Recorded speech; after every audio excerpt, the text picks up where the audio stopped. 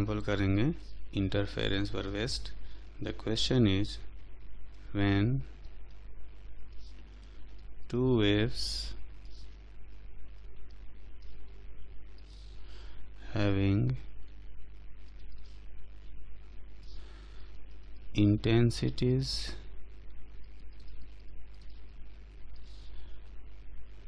in the ratio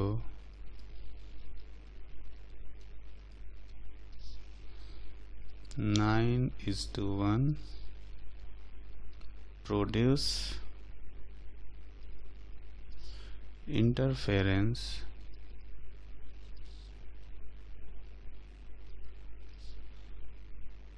then find the ratio of maximum intensity to the minimum intensity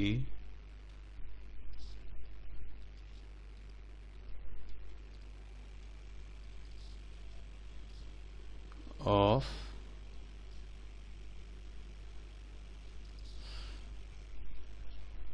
resultant wave.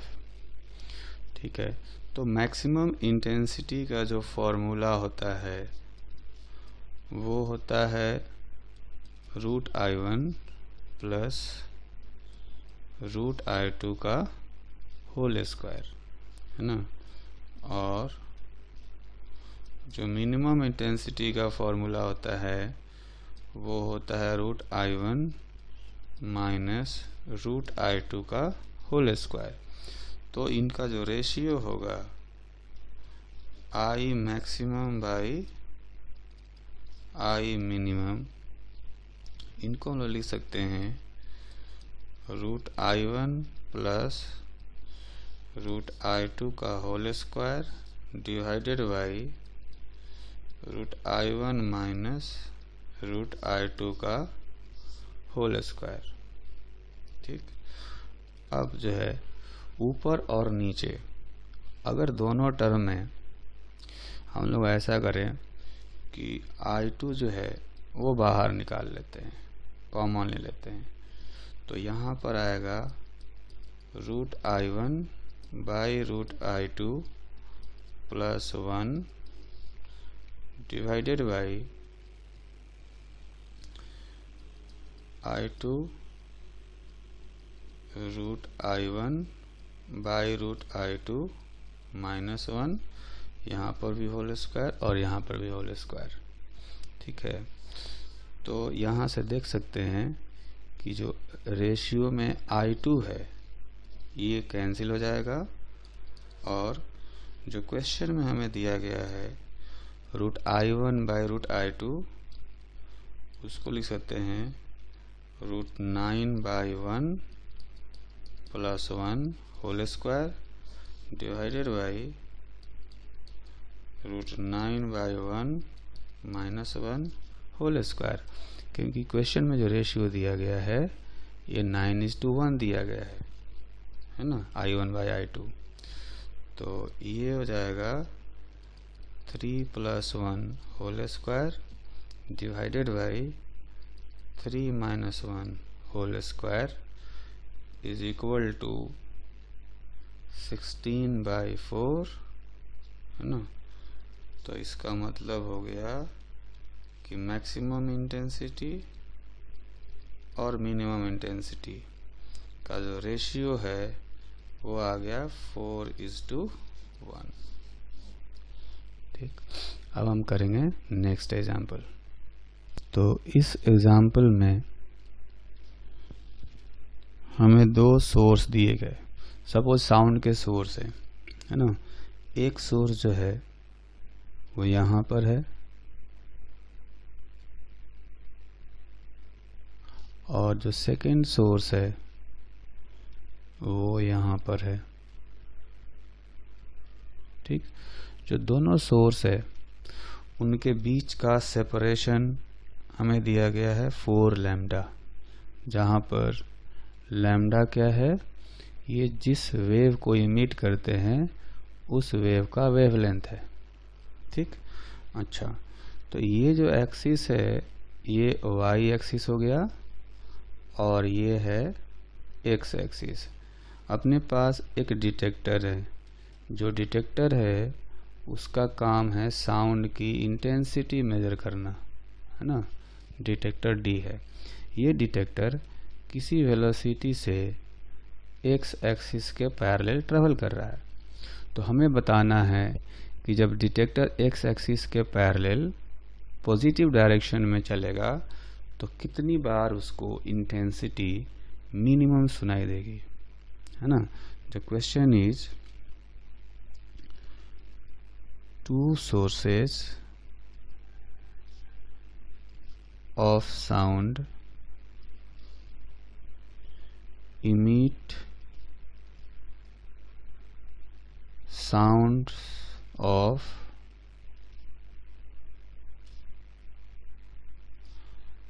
wavelength lambda,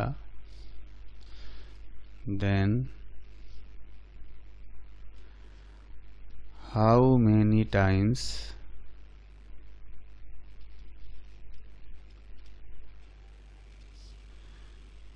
minima of intensity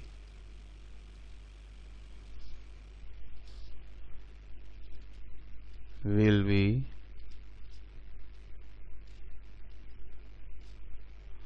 observed if detector moves along positive x direction.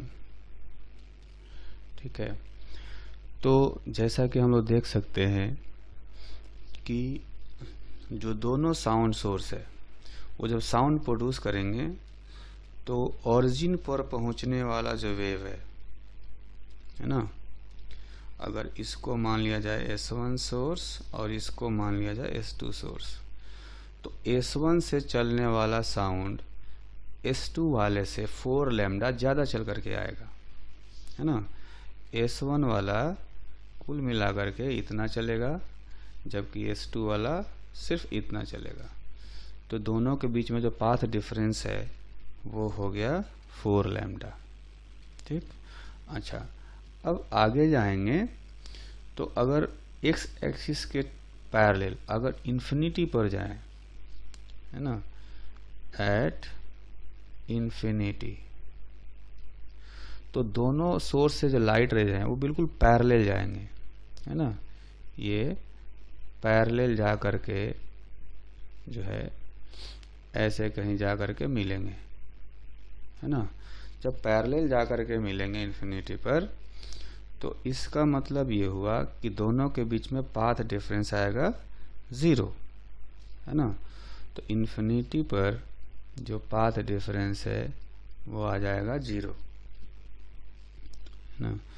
तो ये जो path difference हम देख रहे हैं कि origin पर 4 lambda है और इन्फिनिटी पर 0 है, तो बीच में पाथ डिफरेंस कुछ इन्हीं के बीच में लाई करेगा, है ना। जैसे पाथ डिफरेंस 7 लैम्डा बाई 2 भी आएगा, फिर पाथ डिफरेंस 5 लैम्डा बाई 2 भी आएगा, फिर पाथ डिफरेंस 3 लैम्डा बाई 2 आएगा, फिर पाथ डिफरेंस लैम्डा बाई 2 आएगा, और भी सारे आएंगे। लेकिन जो डिस्ट्रक्टिव इंटरफेरेंस का अपना कंडीशन था उसके हिसाब से ये 4 पाथ डिफरेंस आएंगे, है ना। डिस्ट्रक्टिव इंटरफेरेंस के लिए जो पाथ डिफरेंस का जो वैल्यू था वो आना था lambda by 2, 3 lambda by 2, 5 lambda by 2, 7 lambda by 2। ये चारों पाथ डिफरेंस 4 लैम्डा और 0 के बीच में लाई करते हैं। तो कह सकते हैं कि 4 बार इंटेंसिटी जो है वो मिनिमम सुनाई देगी, है ना। तो कह सकते हैं कि आंसर जो आएगा 4 टाइम्स मिनिमा will be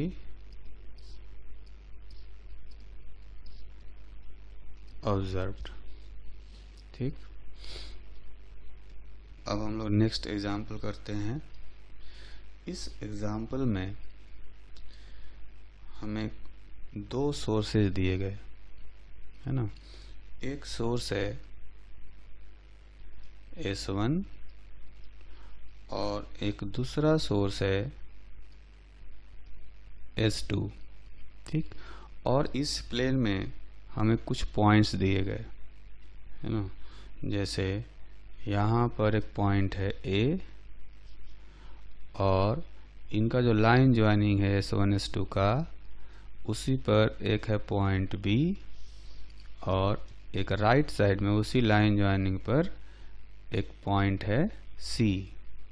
तो ये 3 पॉइंट पर हमें पता करना है कि जो इंटरफेरेंस होगा उस इंटरफेरेंस का नेचर कैसा होगा, कंस्ट्रक्टिव होगा या डिस्ट्रक्टिव होगा।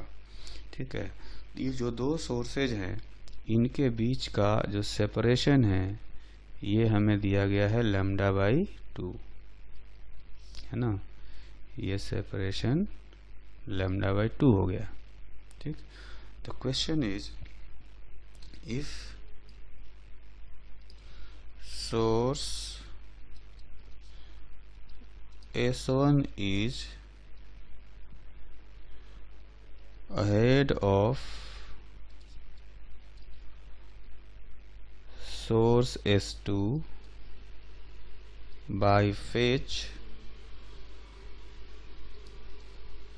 pi, then what will be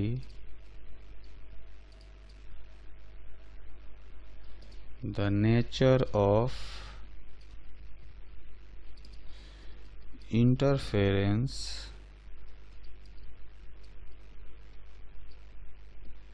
at points A, B and C if wavelength of waves is lambda. ठीक है, तो इसमें हमें सबसे पहले तो ये जानना होगा कि पाई फेज डिफरेंस का मतलब क्या है ना।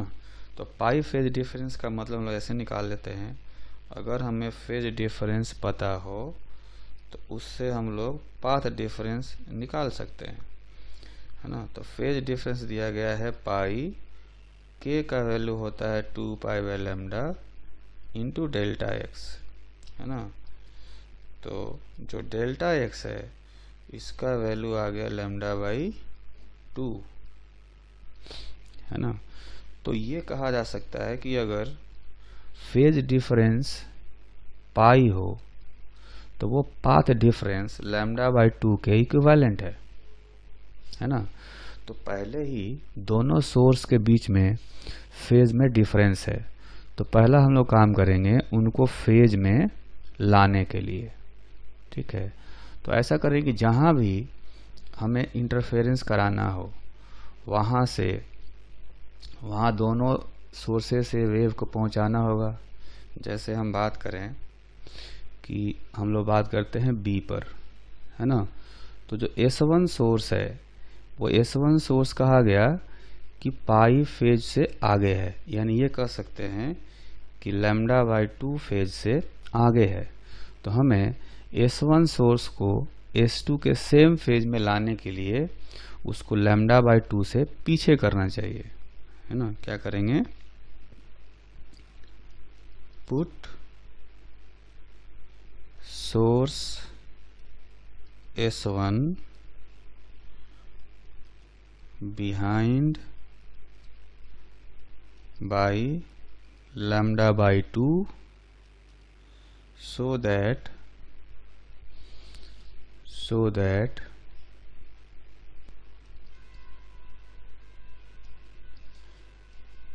sources are remain initially in phase। तो दोनों सोर्सेज को सेम फेज में लाने के लिए सोर्स S1 को λ/2 से पीछे करना पड़ेगा, तब दोनों सोर्स सेम फेज में आ जाएंगे, है ना। जब सेम फेज में आ जाएंगे तब देखेंगे कि वहाँ से दोनों जो वेव है कितना डिस्टेंस ट्रेवल करके जा रहे हैं, ठीक है। तो अगर मुझे B पर इंटरफेरेंस कराना होगा तो मैं क्या करूँगा कि S1 से वेव यहाँ पर किधर जाना है, वेव को यहाँ से लेफ्ट में आना है, तो हम सोर्स को क्या करेंगे, S1 को पीछे करेंगे। तो सोर्स को यहाँ से पीछे करने का मतलब λ/2 पीछे करके यहाँ पर लाएंगे। सोर्स S1 जो है वो S2 के पास कोइंसाइड कर जाएगा, है ना। अब सोर्स S1 और S2 एक ही जगह पर आ गए, तब दोनों अब सेम फेज में होंगे। अब सेम फेज में है तो यहाँ से दोनों वेव इमिट कर रहे होंगे, तो दोनों वेव से जो वेव निकलेंगे वो इक्वल डिस्टेंस अब ट्रेवल करके जाएंगे, है ना। अब यहाँ पर इनिशियली इनके बीच में कोई फेज डिफरेंस नहीं है। जब S1 और S2 कोइंसाइड कर गए तो यहाँ से दोनों इक्वल डिस्टेंस ट्रेवल करके पॉइंट B पर जाएंगे, तो इनके बीच में जो पाथ डिफरेंस होगा वो आएगा 0। तो पाथ डिफरेंस 0 होने का मतलब यहाँ पर कंस्ट्रक्टिव इंटरफेरेंस होगा, ठीक। अच्छा, उसी तरह से अब हम आते हैं कहाँ पर, पॉइंट C पर, है ना। तो अगर पॉइंट C की बात करें तो S1 से चलने वाला वेव वो उसको चलना है किधर, इस डायरेक्शन में, राइटवर्ड डायरेक्शन में चलना है। तो जैसा यहाँ कहा गया कि S1 को λ/2 से पीछे कर देना है, तो इस बार S1 को पीछे करेंगे कहीं इधर। S1 जो है अब वो यहाँ आ जाएगा, अपने जो उसका जगह दिया गया था, जो पोजीशन दिया गया था, वहाँ से λ/2 पीछे आ जाएगा, ठीक है। तो अब कह सकते हैं कि जो S1 है वो यहाँ पर है और S2 यहाँ पर है। अब ये दोनों सेम फेज में है, ठीक। तो अब यहाँ से चल कर के जो वेव पॉइंट C तक जाएगा, है ना, पॉइंट C तक S2 से जो वेव चल कर के जाएगा और एक वेव इस S1 से चल कर के जाएगा, तो दोनों के बीच में पाथ डिफरेंस कितना हो जाएगा, λ/2a प्लस λ/2a, यानी कि लैम्डा। तो पॉइंट C पर जो पाथ डिफरेंस आएगा ये आएगा लैम्डा, है ना। और जब पाथ डिफरेंस लैम्डा हो तो वहाँ पर भी कंस्ट्रक्टिव इंटरफेरेंस होता है, तो पॉइंट C पर भी कंस्ट्रक्टिव इंटरफेरेंस होगा, ठीक। अब आते हैं पॉइंट A पर। तो पॉइंट A पर इंटरफेरेंस कराने के लिए जो वेव है S1 से, है ना, S1 से जो वेव है इसको हमें यहाँ पहुँचाना पड़ेगा कहीं, ठीक है, ऐसे। तो क्या करेंगे, S1 को अपने पोजीशन से λ/2 पीछे करना है, जैसा कि यहाँ समझाया गया है। तो इसको S1 को यहाँ से λ/2 पीछे कर देंगे, मतलब ऐसे कर सकते हैं कि S1 जो है अभी यहाँ पर है, ठीक है, अपने पोजीशन से λ/2 पीछे। अब S1 यहाँ पर है और S2 जो है, S2 यहाँ पर है, ठीक। अब दोनों सेम फेज में है, S1 को हमने पीछे कर दिया, तो अब S1 और S2 सेम फेज में है। तो यहाँ से S2 डिस्टेंस ट्रेवल करके जाएगा इतना, और S1 जो है वो भी उतना ही चल के जाएगा, लेकिन ये λ/2 इतना एक्स्ट्रा चल के जाएगा। तो पॉइंट A पर कह सकते हैं कि जो पाथ डिफरेंस है वो λ/2 हो गया। S1 थोड़ा ज़्यादा चल के जाएगा, है ना, S1 λ/2 ज़्यादा चल के जाएगा, और इसलिए इनके बीच में जो पाथ डिफरेंस है वो λ/2 हो गया। तो हमें पता है जब पाथ डिफरेंस λ/2 हो तो उस केस में डिस्ट्रक्टिव इंटरफेरेंस होता है ना। तो ये हमें नेचर ऑफ इंटरफेरेंस पता करना था। हमने तीनों पॉइंट पर नेचर पता कर लिया कि पॉइंट A पर डिस्ट्रक्टिव होगा, बी पर कंस्ट्रक्टिव और फिर सी पर भी कंस्ट्रक्टिव होगा।